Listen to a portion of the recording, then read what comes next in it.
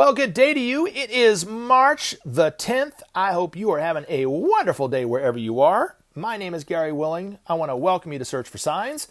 And as I always like to do, I just want to kind of point out, if you're new, and remind you again if you've heard these videos before, that the best thing to do if you're hearing this information and you want to know more is to not so much listen to another video I put up, which is okay, you can do that, but it's better to do some research for yourself. Okay, and I've included some links in the description portion of these videos that will make it easier for anybody to get some information about Maitreya and the Masters of Wisdom. But the best source of background information to help you decide if there's any truth to this for yourself is the Share International site. Link is at the top. So that's why I always encourage you to do it. And it's free. It doesn't cost you anything to do it, but just a little bit of your own time. Now, if you want to come back and join the discussion, post your comments, let me know what you think, good or bad. You can also post your question in the comment section, and then I'll look at trying to answer it in the next video. And or you can email me at searchforsigns@mail.com. And this is a good example of how the listeners that ask questions or post really good thought-provoking comments encourage me to put up videos faster, because I used to put up videos all the time, and then the questions kind of slowed down, which is fine, you know what I mean? And therefore my videos kind of slowed. I kind of slowed putting the videos up. But when I get a bunch of questions and I have some free time, I'll throw a video up. So this is kind of what happened this go around. So Evan Bella Adam 648, who are we looking for? Well, if you're talking about Maitreya, I'm not encouraging anyone to look for Maitreya. In none of my videos have I ever said what you should do after hearing one of these videos is look for Maitreya. I've always encouraged you to what? Do some research and read more about it for yourself, and to see if there's any truth to it, and then see what you want to do with it. That's it. So it's important not to look for Maitreya. We will all recognize Maitreya in our own time when it's our own time. I am sure a lot of you have already seen him in the media and just haven't recognized him yet. But you won't recognize him until it's your time. And you'll have a heartfelt response to what he said at the time that you see him or whatever. And if you've seen him before and you just didn't recognize him as Maitreya, well, then you might remember, oh, I remember him on this show, or saw him on this video or that video or whatever like that, and just didn't know it. Or it might be the first time you've seen him, and then you recognize it right away. I don't know. It's going to be different for everybody. But it is important, and this is something that I need to probably say more often. It's vitally important to not say anything to anybody, including me, that you've seen him on TV. I don't want to know about it, right? Because it's important for each and every one of us to experience and recognize Maitreya and have a heartfelt response to it. As Ben said once, it will rob that person of this experience. And I don't want to rob anybody of this experience. And hopefully you don't want to either. And I know most people will be doing it because they think that's what they're supposed to be doing. But I am encouraging everyone to just read more about this information, but not look for Maitreya, try to identify him, and then let everybody know about it. That's not what I'm encouraging people to do. So if that's what you're bringing up by asking the question, who should we be looking for, or who are we looking for, then I would say don't look for Maitreya. Don't follow Maitreya when you recognize Maitreya on TV. Just hear what he has to say, think about it, internalize it, meditate on it, pray on it, or whatever you want to do, but don't just go running out after him. As Maitreya has said many times, if you run out after him, you've already lost him. When you look for Maitreya, you've already lost Maitreya. So it's important to understand the priorities of Maitreya, to start to apply some of the teachings that he's already given to all of us, and start to apply it to see how it could change your life in that way. But to look for him, please don't look for him. And like I said, and this is another warning again, please don't let me know if you think you've seen him on TV. I do not want to know. Okay, so, and it's not my job to tell people, oh yes, that is Maitreya, or that is not Maitreya. Not that I would be able to do that either way, but hopefully that got off that got my intention of why I put these videos up. The intention of why I put these videos up is just to let you know who and what Maitreya is, perhaps give a little bit about what he's talking about, hopefully try to answer some of the questions, and encourage you to do your own research. That's pretty much the intention of these programs. So hopefully that helps. All right. Extainted X310Vex. Always love your content, Gary. I don't get to comment all the time or watch every video, but I'm still here. I'm still watching. Keep up the great work. And I appreciate comments like this, really do. But it's not important for you to, of course, listen to every video. It's not necessary. If you've already heard these videos before, if you already knew who Maitreya was, it's not important to listen to more videos. You know what I mean? There's not going to be anything that I'm going to tell you that you probably don't already know. These videos are really, like I said, the intention is just for people who don't know anything about this information. And then once you hear it, you can do what you want to do with it. But it doesn't mean I don't like encouraging comments. So really, I appreciate you as well. All right. Let's see. Rick Todd. Ditto on the comment below. I don't always comment, but I do listen to your posts when I see them. Well, thank you very much for that. I have been wondering if we're going to see another Alice Bailey or Benjamin Creme soon, or maybe it will finally be the reappearance of the Christ on the world scene. God only knows we could use some sanity in our world. I can't help but think, especially when I watch U.S. politics, that the solution to all our problems can be summed in the word share, a word that implies compassion and basic humanitarianism. And that is so true. If I had to guess, I would say we will not be seeing a person such as Benjamin Creme or Alice Bailey before the Masters come out. That's just my guess. Okay? So it's soon enough that I think that, and Maitreya already being on TV, it's enough that we don't need somebody like a Benjamin Creme out there. Doesn't mean that there won't be another Benjamin Creme at some point giving, very wise and informative information about the Ageless Wisdom Teachings in that way, like Ben did and like Alice Bailey did. And I think Ben made it a little simpler, but than Alice Bailey did. But there'll be a time, I think, where the Alice Bailey books will be pretty simple for humanity to read. But right now, they're over my head. I know that. But I do think that eventually there will be, because humanity will be asked to do something about the world, right? And it's going to be in all walks of life, not just in spiritual teachings or religion or something like that, but in the arts, architecture, sculpture, even will be transformed by the presence of these masters. The political arena, what you mentioned, you talked about the politics and so forth, that will be transformed, of course, by the presence of these masters. But there was an article that I read from Benjamin Creme's master that he talked a bit about the heavy hitters, the great initiates that will come on the world scene in the political arena especially. But they won't come until the soul nature of a country starts to manifest. Now, there have been some high flyers over the years. I would say Abraham Lincoln comes to mind as a president that was very, very advanced, especially for his time. But he would be even advanced today, in his outlook, his breadth of view, his vision, his ability to articulate that vision and to lead people in a way and bring the country together in a way. He was a man physically head and shoulders above other men, but also spiritually head and shoulders above most men at that time, right? But those people are few and far between. As a whole, coming in and being the leaders of a nation, according to Ben's master, it won't be until the soul nature of any nation starts to manifest. And the only time the soul nature of the United States manifested was when we instituted the Marshall Plan. And right after World War II, where we gave excesses of our resources to Western Europe to rebuild Western Europe, to stabilize Western Europe politically. And we did it maybe perhaps with not this intention in mind, but what it did was it brought about goodwill amongst those nations that participated in it.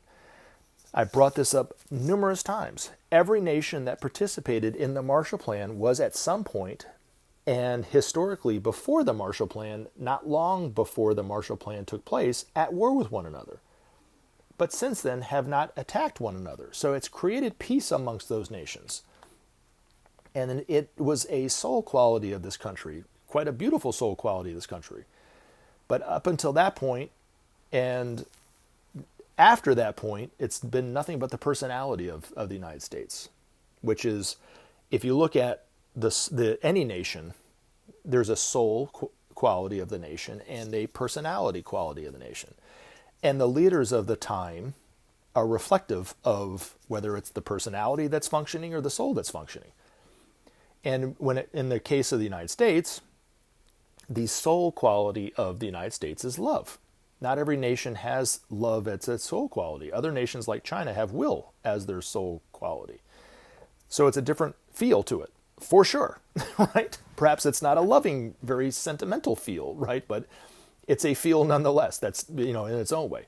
But the personality of the United States is that of abstract idealism and all the problems that come along with that ray quality, that quality of the sixth ray. And it's brash. It thinks it knows better than everybody else, even though it hasn't been on the scene as long as other countries. We still tell other countries what to do with their time and what to do with their money and how they should be doing this. And when it comes to ideology, which capitalism is an ideology, democracy can be an ideology. We tend to think that we know best and our ideology is the only way that any country should be doing it. But it isn't. There are other ideologies that other countries do. Every country has the right to govern itself, has a soul quality that will eventually emerge because of this. But it won't be until, like you said, until the nations start to share and start to cooperate with one another that the soul quality of all the nations none of the nations will start to manifest their soul quality until the principle of sharing takes place. And it's funny that I think it was in his acceptance speech, Biden talked about the soul quality of the United States, which you don't really hear presidents talk about it in this way. And I had a thought. I don't think that line came from Biden, but I do think that somebody told him about that, and he listened, perhaps because he is old. Everyone always harps on his age, right? But and he's changed over the years. He doesn't seem as cocky and arrogant as he used to be, right? And that does happen the older you get. You know what I mean? You start to kind of see life differently, right? And he's been put in this position that he wanted his whole life, late in life. And yet he doesn't seem to have the same kind of ego that a young politician would have in that, or Donald Trump would have in that same position. Because Donald Trump really represents the personality quality of the United States. That's why he has such a magnetic appeal to him from people here in the United States. That's why somebody in another country, they're so turned off by Donald Trump for the most part, because they don't have that same quality, that personality quality that the United States has. I don't think that perhaps Biden is manifesting the soul quality of this country, but somebody who perhaps is told him about that. And if you look at some of the moves that he's made, it's like somebody's, I think, that might be very, very advanced is advising him. And he's, because of his age, he's willing to listen to it. Perhaps not as progressive and as quick as perhaps I would like, but even Maitreya talked about how the presidents and the world leaders of this time will have to manage the center because of the divisions in the world. And Biden is managing in the center of the country.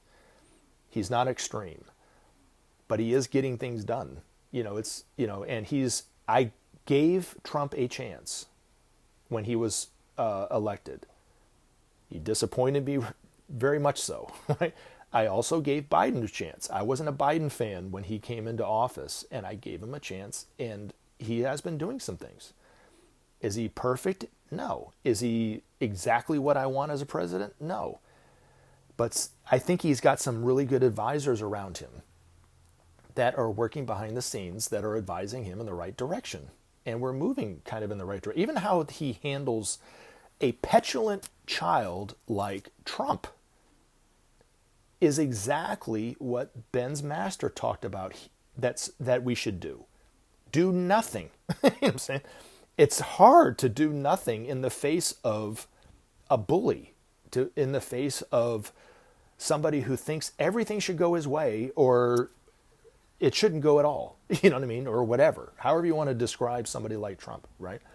But somebody's advising him in something, and I do think that maybe his age is a benefit for now because he's at least willing to listen. Perhaps 30 years ago, he might not have listened to that kind of advice. Maybe he would have acted differently. Maybe he would have been more of a bully himself. I don't know, but anyway, Ben's master also wrote that he called it America Adrift, where we don't have any leadership. Now, he wrote this right during the time of the Bush era, but you can kind of relate it even to recent political administrations and today. There's not a lot of leadership in this country like you're talking about. There's not a lot of world leaders on the scene, on the world scene that are anywhere near, I would say, even Martin Luther King, what he could do. You know what I'm saying? There's nobody. It's like a desert now, right? But it's because the soul quality is not manifesting, I think. And then once the soul quality starts to manifest, then we'll start to see more and more and more of those great disciples who are here to serve, who don't have any kind of personal agenda in what they're doing. They're here to just help and only to help. So hopefully that helps. All right. So, James, you asked a question very similar to this first one. You said, why did the masters abandon us and hide from us 98,000 years ago? And if they are going to be with us for the next 2,000 years, why didn't they stay out front all this time? Well, I guess you'd have to ask them that question. I could guess, and it has to do with what happened historically that's not historically known to most historians, but it historically happened. 98,000 years ago, there was a great war that resulted in the destruction of Atlantis, and that was the time that the masters retreated on both sides. But the war happened, and you can see it coming full circle to today with the influence of humanity in the same way, that the forces of darkness, or the lords of materiality, and the forces of light, the masters of wisdom, had equal influence on humanity. It was equal. And when the war broke out, it was a war between the forces of light and the forces of darkness, and it was very clear. And there had been wars, even in our history, where we could see that. World War I and World War II is a classic example of this, because it was a reenactment of that ancient war. Now, it perhaps was humanity's karma that they had to retreat. But these masters, their approach, the way that they teach humanity is all within the laws of life. Laws that we aren't necessarily aware of and, work within. Most of us are totally ignorant to these laws. And it's foreign to us that there's anybody that would be working within those laws. But they work perfectly within those laws. And a lot of it has to do with the law of cause and effect and being harmless. And they can't violate the human free will. That's another law, right? Where we violate human free will all the time with people close to us and away from us, and that aren't so close to us. And so it's the way we do things. It's a natural modus operandi of humanity. But for these masters, they've learned that that's not the way to do it. It actually harms the other person. So perhaps it had to do with the law of cause and effect and what they would have to do to teach humanity. But it was for humanity's benefit, really, that they stepped away. These masters cannot teach us until we are ready on anything. The time is coming when humanity is ready. That's why they're coming back into the everyday world now. It wasn't supposed to be for another 1,000 years from now that humanity would be ready, but we're ready now. So I don't understand the frustration, perhaps, but if you still are frustrated after you see the masters, I would suggest asking them, and they will be able to tell you the exact reason why. You know what I'm saying? But they had a reason, And it was for humanity's benefit, I guess is really what it amounts to. Why do masters interact with some and not others? We all need their help. It's unjust that they help some and not all of us. The injustice in the world is not because the masters interact with some and not others. The injustice in the world is because we do not see each other as one and therefore act like that. So, in the main, economically, right, where nations hoard resources from other nations that need it, and people die needlessly because of that.